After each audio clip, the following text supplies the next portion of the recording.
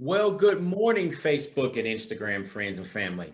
This is Curtis, and welcome to Practical Finances. Thank you so much for joining me this morning. Now, before we get started, I wanted to thank all of you for tuning in last week to watch and share the show. Now, I want to give a special shout out to Robert, Satricia, Jada, Jarius, Lamont, my mom, and my sweetheart, Lisa, for your comments. Thank you so much. I hope the information last week was informative and a help to you. Now, quick housekeeping tip. As I mentioned last week, my ask of you is to be engaged and willing to participate. The more you engage, the more positive energy will circulate, benefiting everyone. Now, you can do this by typing your questions in the comment box on your Facebook and Instagram page. Okay? Now, let's get started with episode 2, your income and expenses. I'm going to pull up the PowerPoint presentation so we can get started.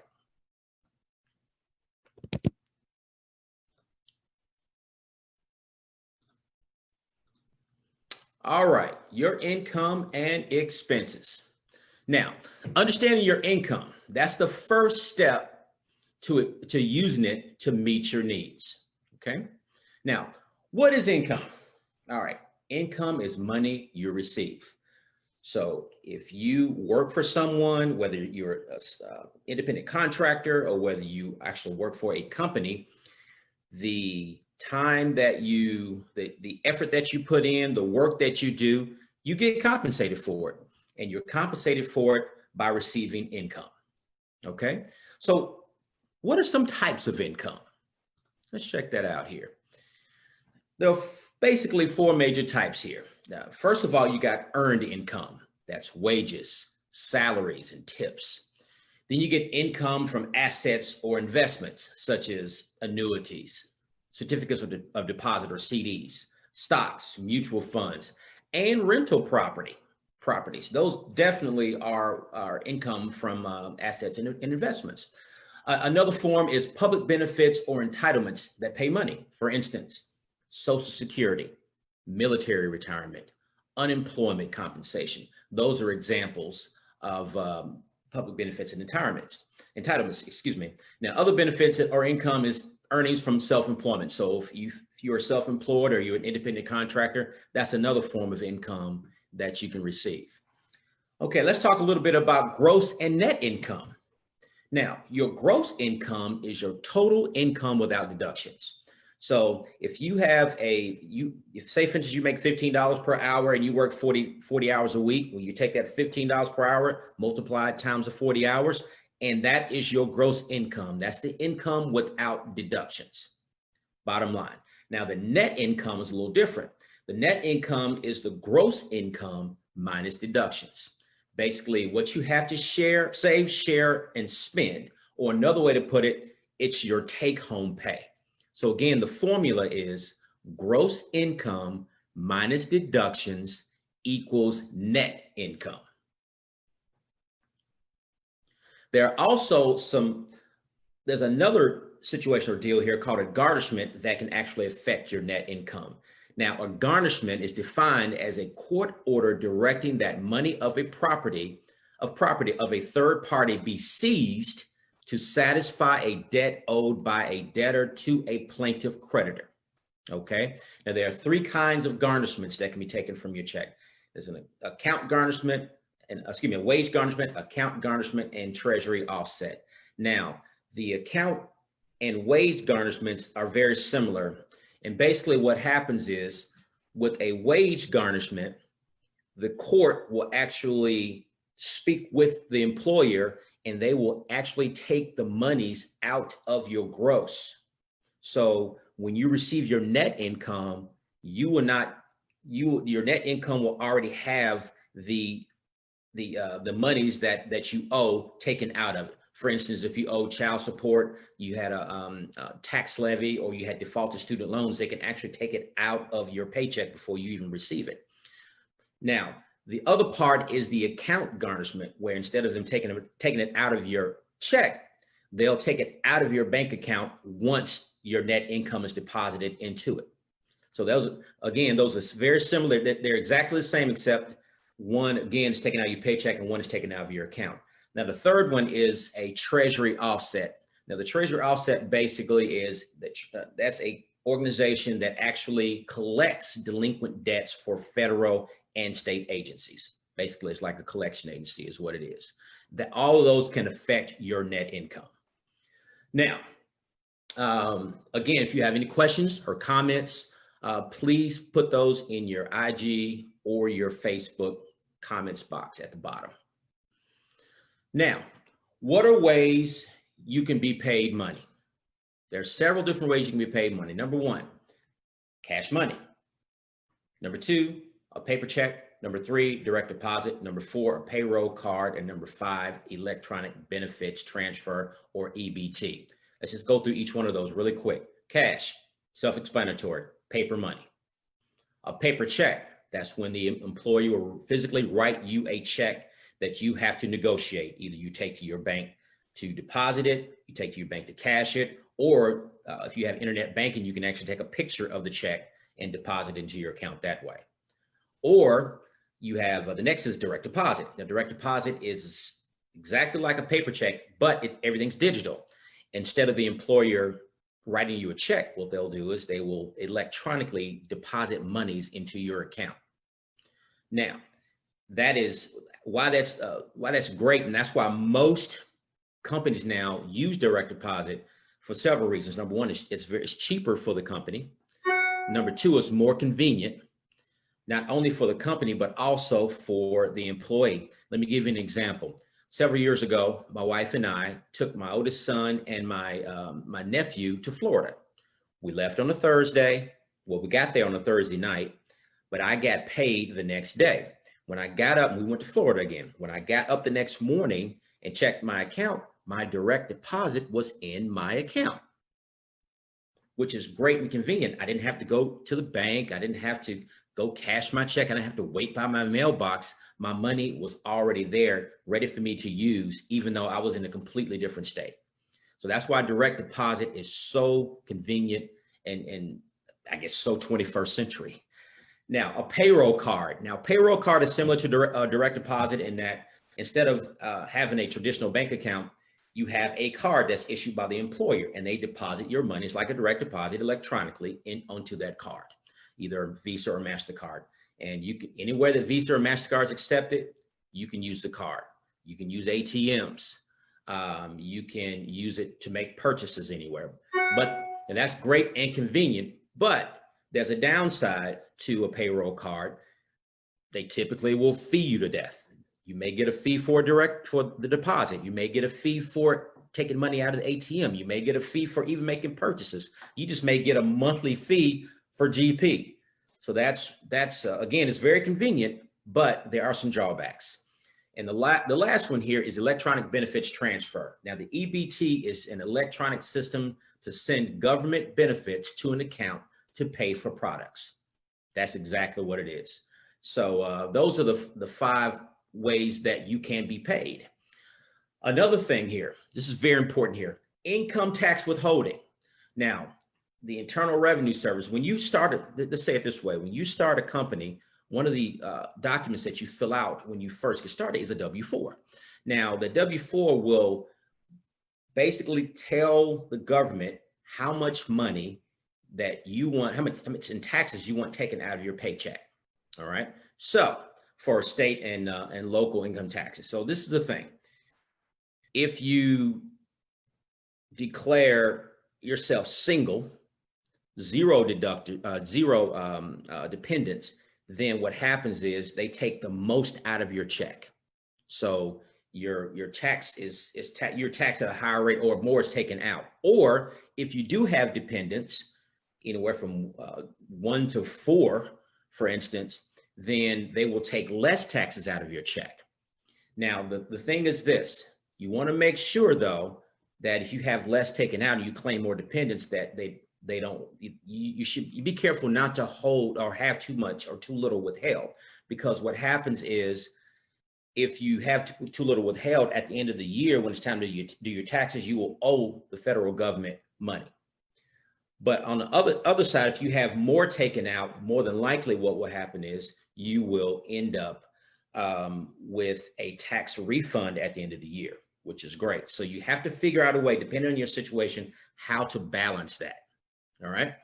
So that's an income tax withholdings. Now the next thing is, there are two different kinds of tax statements or income statements that you receive at the end of each year. All right. One is a W-2. So if you're an employee, you receive a W-2. Now, W-2 will show all the income that you received for the previous year. Bottom line, your employer will provide you with that one. That includes taxes also that were taken out and that were paid to your local and state governments. Now, the other form is called an IRS 1099 MISC. That's if you are self-employed or a self-contractor. So say, for instance, you're not an official employee of a company, but they still pay you. They have to document how much you're paid, but they're not responsible for taking the taxes out of your paycheck. So when you receive your 1099, you receive the gross amount of income that you receive from that employer, but you are responsible for your own taxes. All right. So that's provided to you. So when you file your taxes, make sense? Again, if you have questions or comments, please put those in your Instagram or Facebook comments box.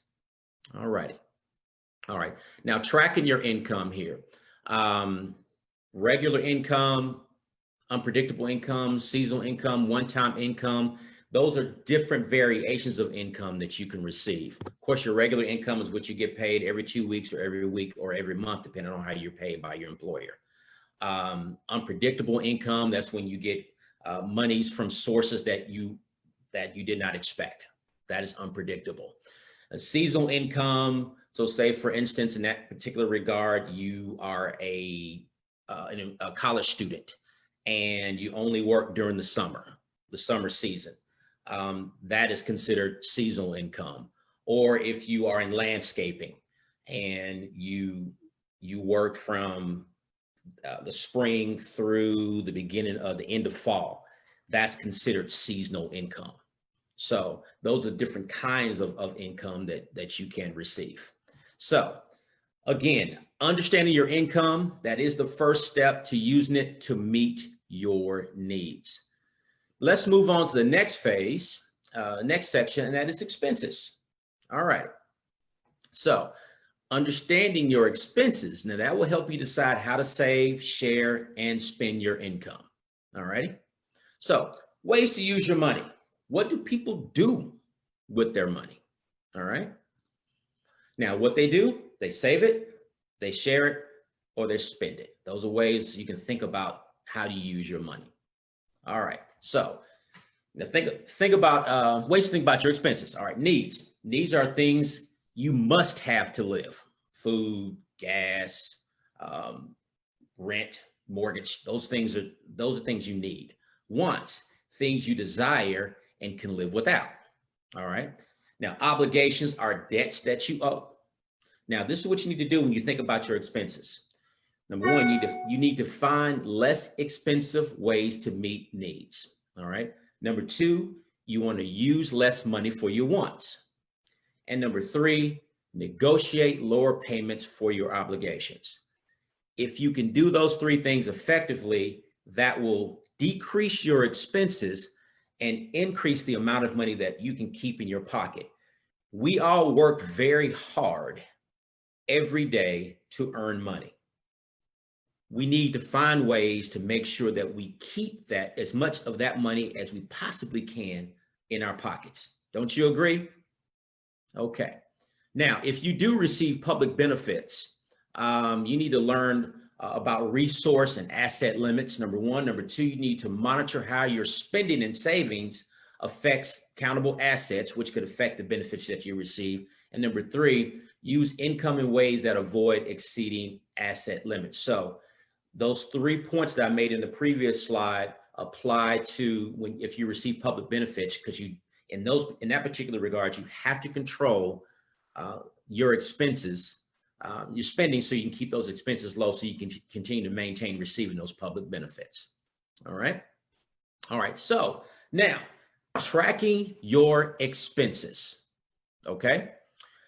This helps you understand if you're using money in line with your value and goals. values and goals, uncovers where you can make changes, and it helps you to spend less. Let's get a little case study here. Well, first of all, before we do that, let's go to a way that you can track your expenses. This is called my saving, sharing, and spending diary. So what you do is you write down what you save, what you share or spend each day, preferably for 1 month so you can get an idea of how you're spending. Now, check if the expense is a need, N, a want, W, or an obligation, O. Now, you need to make copies of this worksheet before you begin tracking.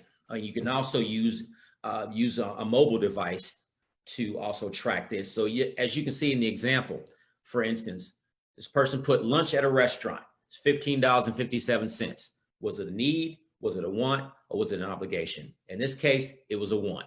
They didn't have to go to lunch at the restaurant, but they did. Again, it's not an obligation or need. It is a want.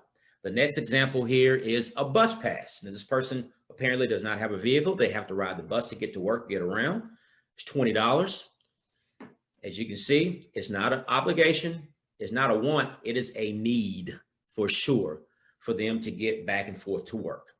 Does that make sense about how that works? Again, if you have any questions about that, please put comments or questions in your Facebook or Instagram comments box.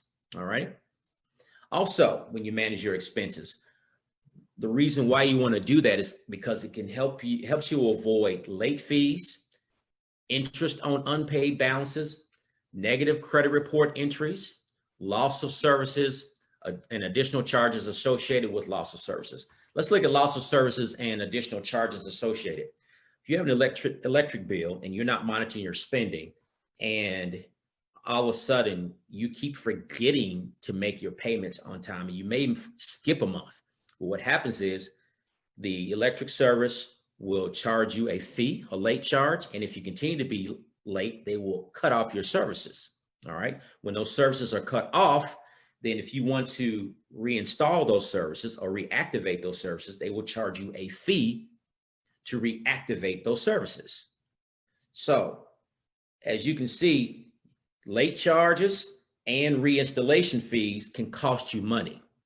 That money is taken away from the amount that you can put in your pocket that we talked about before. That's why it's so important to manage your expenses. Okay. All righty. So also, there are ways you can pay your bills. You can pay it in person, you can pay it by mail, you can pay it electronically, and you can pay it via mobile app. So let's go back to electronically. Electronically through your financial institutions, through the credit card websites, through entities you owe money to, and bill paying services. Personally, for me, I don't write a check and write bill and pay bills by mail anymore. I stopped doing that years ago. And I don't pay bills in person anymore. I do everything electronically or via my mobile app. So I have one credit card. I'll go straight to the credit card company's website and pay it directly there. Or if my car note that I do have, I will pay it directly through the car company that I do, well, the finance company that I do have my car note with. So, and also bill pay service. So my bank offers internet bill pay, and I actually will pay my bills through my internet bill pay electronically. It's easy, it's free, and it's convenient, and it's safe. And then also via mobile app, I even use my mobile app on my phone sometimes if I need to. I can actually use my online banking through my mobile app, or I can actually go directly to these my creditors or my utility companies through my mobile app also. So there are various ways that you can pay your bills in a safe and effective way. Let's look at a case study real quick here. Now this is Juan Carlo. Now he uses a monthly payment calendar to take charge of his bills. Let's look at this case study. Now, a few years ago, it seemed like Juan could never get ahead on his bills. Paying late fees on one bill meant that he didn't have enough money to pay another bill on time. So now he uses a monthly payment calendar to manage his spending. Now he first lists the expenses that he must pay regularly. The calendar reminds him to make payments and helps him avoid late charges. Now, to ensure his family understands the financial priorities for the household, he posts the monthly payment calendar on the refrigerator. Now, Juan makes some payments a little early to avoid events and mail delays getting in the way of paying his bills on time. Like, for instance, he'll pay his rent 2 days early. And also, if he has bills that he has to mail out, he'll mail them typically a week in advance. That way, he's always ahead of his bills. He's not paying late fees, and he's controlling his expenses. Let me give you an example of a way, if there's something that's interesting to you. There's a bill monitor app that I use. It's called Bills Monitor. Now, it's for iPad, but you can use it for iPhone also. On this particular app, you can do all of what I just described digitally. You can write all your bills out. You can put the date that they're due, and the program will automatically put on the calendar for you, and it will remind you 2 to 7 days before the bills are due that they're due. So you will never be late for a bill. So if you don't like paper and you like digital resources, use this app. This is a great app. Again, it's called Bills Monitor. It's fantastic. Curtis, we do have one quick question about Bills Monitor. Yes. Is Bills Monitor available on Android? Because you said iPhone and an Apple app. Yes, it is available on Android also. So again, I use it. It's a powerful app. But again, it is used on Android, and it is available on Android, and also it's available on Apple also. But again, great app. List out everything. It reminds you of when your bills are due, and then when you're finished, you just hit paid, and it will move. If it's a utility bill that's due next month, it'll just move it to the next month, and you can keep moving. But you'll know exactly what you paid. It's phenomenal. So there's no way that you will miss any bills going forward using that app if you use it effectively. Thank you so much for that question. Are there any more questions that you see, Candace? Not at the moment, but going. All right. So again, understanding your expenses, that will help you decide how to save, share, and spend your income. All right. So again, if you have any additional questions, please put those in your Instagram or Facebook comments box. All right. Now we have now come to the end of episode 2. Pretty fast today. Now I want to thank you for taking a few minutes out of your busy Saturday morning to spend learning a little bit more about your finances. And if you want a copy of today's or last week's PowerPoint presentation, please email me at curtis@practical_finances.com. You can also follow me on social media at facebook.com/practical_finances. Instagram is @practical_finances, or YouTube, which is YouTube/practical finances. Now, join me next Saturday, August 1st at 10 a.m. for part 3 of the Practical Finance series, when we'll be discussing your spending plan and savings plan. Again, thank you so much for your time, and I look forward to seeing you next week. Until then, be blessed.